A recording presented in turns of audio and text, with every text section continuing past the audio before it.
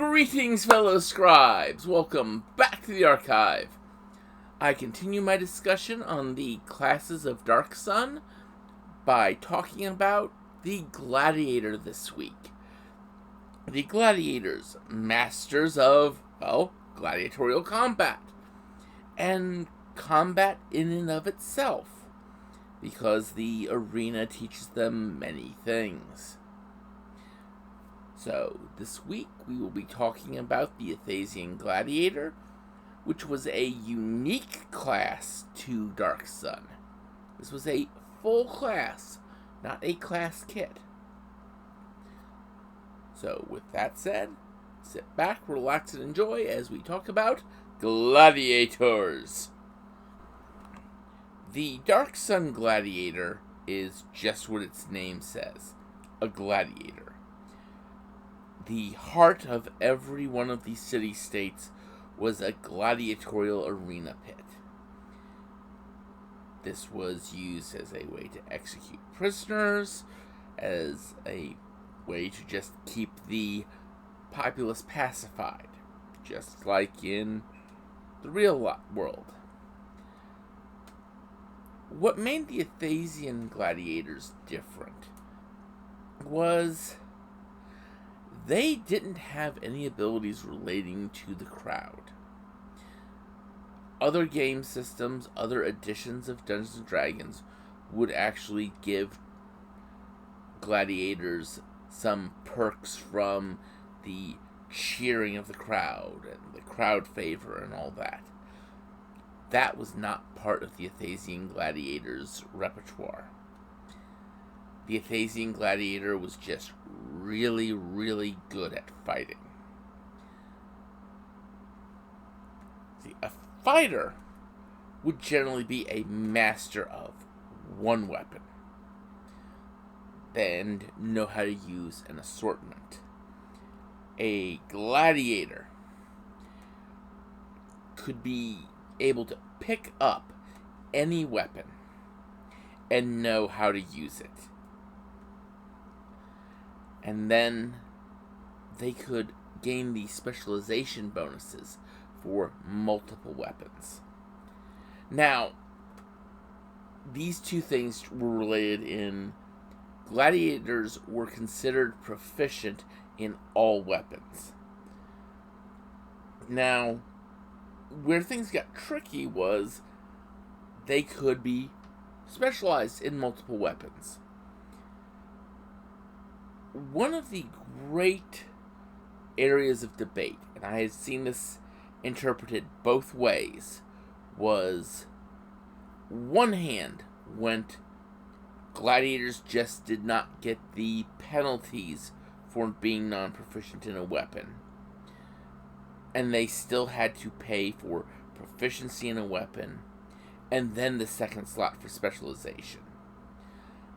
On the other hand, I've seen people argue that they are automatically proficient in all weapons, and specialization would just be one slot. So this is kind of a GMs interpreted this both ways. The more people interpreted it as you need to take 2 weapons proficiency slots just as sort of a balance thing. Basically meaning that it would be a gladiator could be specialized in 2 weapons out of the gate, as opposed to being specialized in 4 weapons, as sort of a balance factor for the fighter. But yet, you could also have people who interpreted that it was 1 proficiency slot per specialization, and so gladiators could be specialized in 4 weapons. It really came up to what your GM believed. Now, other things that were neat about the gladiators was they had a 4-point modifier to the punching and wrestling attack rolls. This could be positive or negative. This is because in 2nd edition Dungeons & Dragons, there was a nice handy-dandy chart that determined what the result was. Not some, I hit, I do damage. And this chart was convoluted and complicated, but a 4-point bonus or penalty to it could have significant impact on what happened. And the Gladiator could even choose to not use that. Gladiators also learn to optimize their armors.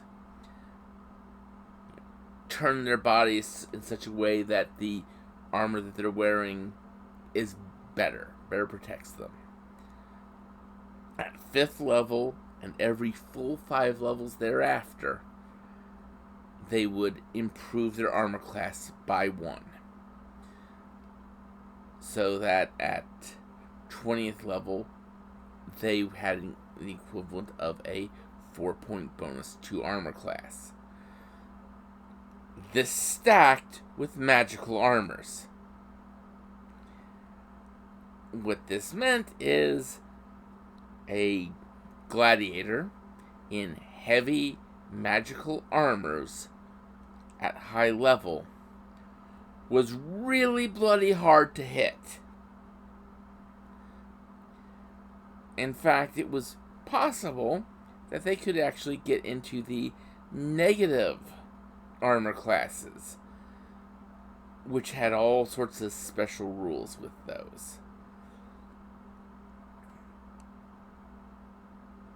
Of course, gladiators, like fighters, gathered followers.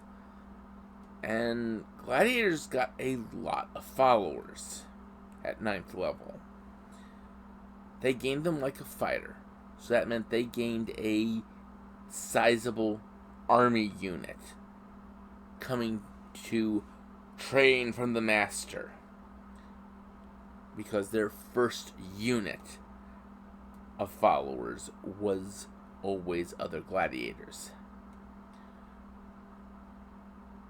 And here is one of the things that made Gladiators in Dark Sun interesting. A gladiator could actually use scrolls. Protective spell scrolls. Scrolls like armor or shield. Basically, protection from good, protection from evil, protection from law. Those sorts of scrolls. A gladiator could use those even though he was not a spellcaster. He could use many rings. Basically, unless something said it could only be used by a specific class, a gladiator could probably find some way to use it. Now, these of course mean things like the Staff of Lordly Might was something a gladiator might use, but he couldn't use a Staff of Power, because the Staff of Power had to be used by a mage.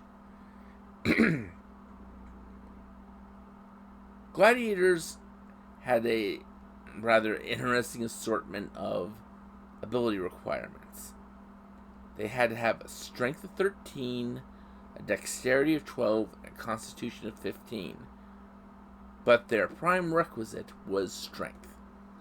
This meant that a gladiator who had a strength score of 16 or higher gained 10% more XP. And that is the short of the gladiators. They were pretty much the ultimate combat machines. A fighter might know more outside of combat, but a gladiator was the master of fighting. A gladiator would be the type of person to charge into the middle of a group of monsters and fight his way out, because that's the sort of thing he did in the arenas. That's the sort of thing he knew how to do. A fighter would be more of a tactical combatant, using arrows to pick off specific targets, while the gladiator drew attention and slaughtered things. Note, gladiators were not barbarians. They did not have berserk. And barbarians weren't actually a thing in the core classes for 2nd edition. But that is the long and the short of the Gladiator. Next week, I'm going to talk about a class that was not in Dark Sun. And I'm going to talk about why the Paladin could not be found in this savage world. So, join us next week. And until then, I'd like you all to remember to have fun and keep gaming.